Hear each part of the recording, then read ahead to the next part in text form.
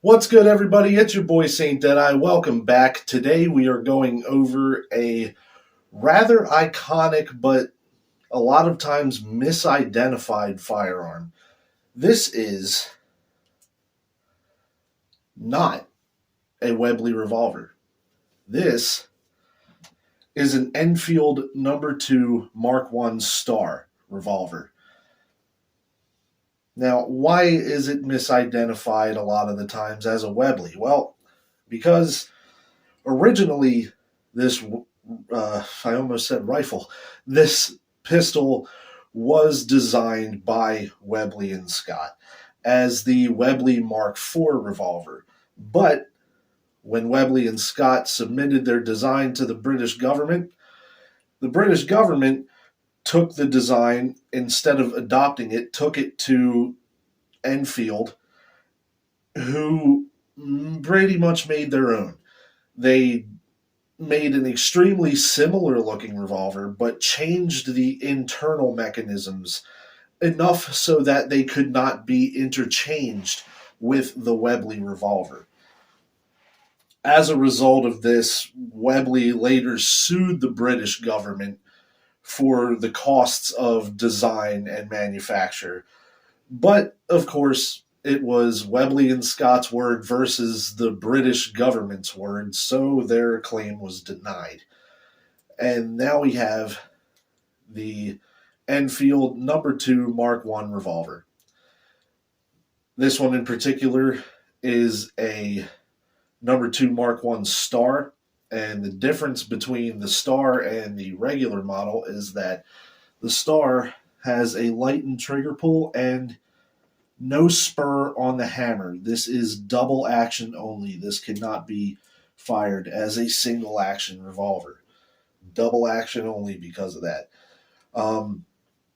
But on to the rest of the history about this gun. It is designed in 1930 by Enfield, and it was adopted by the British military in 1931 and served until 1957 when it was officially retired.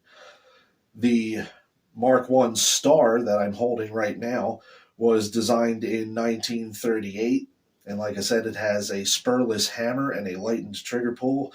It is chambered in 38 Smith & Wesson, or what was at the time known as 38/200, meaning it is a 38 Smith & Wesson bullet, but it fires a 200 grain projectile, and that was more or less to up the stopping power of the pistol to try to match the 4.55 Webley round that was previously being used by the British military. It holds 6 shots, and it is a break action revolver, meaning the cylinder does not pop out as most other revolvers, nor is it gate loaded like some other revolvers. But in fact, if you press down this tab right here, which I have to do with my thumb because it is rather stiff, the rear sight, which is also the locking block for the entire upper end of the revolver here, moves backwards, and you can pop it open. Now, when you do that, there is an ejector inside of here, which you will see on the range.